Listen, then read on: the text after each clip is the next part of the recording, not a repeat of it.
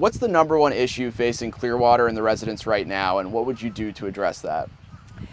I think the number one issue that we have is, it's really actually twofold, but it's housing. We do not have housing affordability in Clearwater. Our workforce is primarily tourism and hospitality, and we need more housing options for the people who work here. That's the big one. And we are looking into different options. In fact, this council has just given direction to our Planning and Development Department to work on an ADU ordinance for accessory dwelling units. What do we want to see? Where do we want to see them? What are some of the parameters? So we're working on that.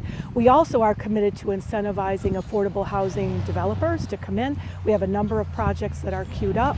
And I'm also interested in pursuing, we have Pinellas County Home Share. There are some different options of matching people who need housing with those who may have more space in their house. So there's some potential out there, looking outside the box, that I'm really interested in pursuing.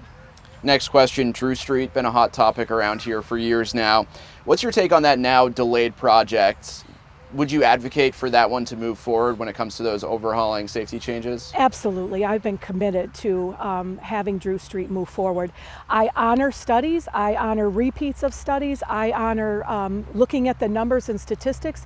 But when we come at it, when the results show a decrease in crashes, I think 57%.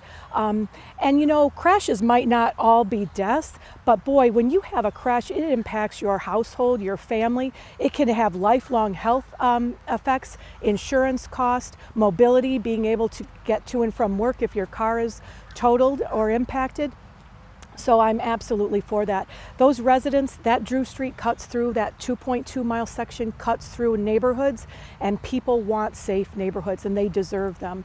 And the studies show that the overflow in any parallel roads is not significant. So I'm firmly in favor of moving that forward and taking that $12 million or $12 million plus of federal funds and making that street safer.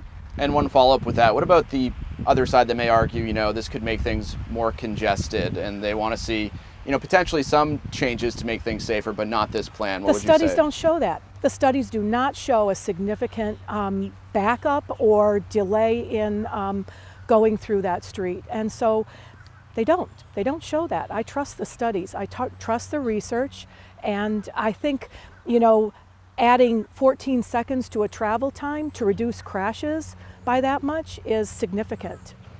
Next question. We know Scientology obviously has a large footprint here in Clearwater. What would be your strategy for handling that impact downtown when it comes to Scientology? I think handling the impact of revitalizing our downtown means talking with all property owners, whether they're Scientologists or whether they're the church that owns property. We must have conversations. We must be true to our word. We must be diligent with those conversations, and I believe we should take small steps on agreements. We agree about potential property swaps or what we want to see for activation.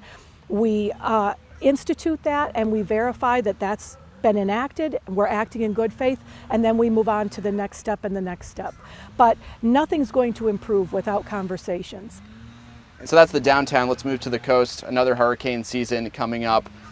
Should the city be doing more, and what should the city do more of when it comes to flood mitigation, addressing some flooding issues, and also the storm surge when it comes to the areas right near the beach? Sure. Well, number one, we have a hard time controlling storm surge or hurricanes. But what we have done is we've we've got more lift stations there.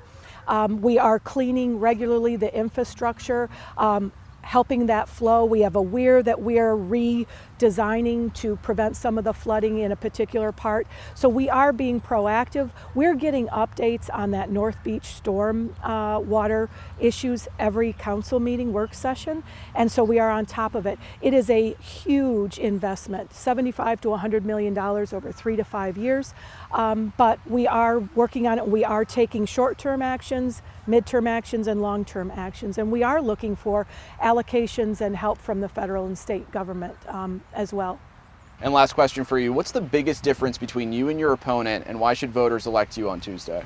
Voters should elect me, I hope, because I have the experience. I've been a leader on the council in making positive improvements in our city with transparency, with reducing costs, with saving our taxpayers money. And I've also been a leader regionally. And I will tell you, I am a nonpartisan leader. I look at our city residents as we all have a voice, we all need to be at the table. And I don't make our issues at the city level about partisanship. And my opponent does, and it's been a nasty race. It's been mean-spirited, it's been full of lies, it's divisive. His most recent mailer paints the city in blues and reds. It's just unbelievable how divisive that's been and how much money he's poured into it. And it makes you wonder why. I mean, I'm proud of my voting record. I'm proud of the questions I ask. I advocate for good governance and transparency. And I think my opponent and the people who support him don't like that.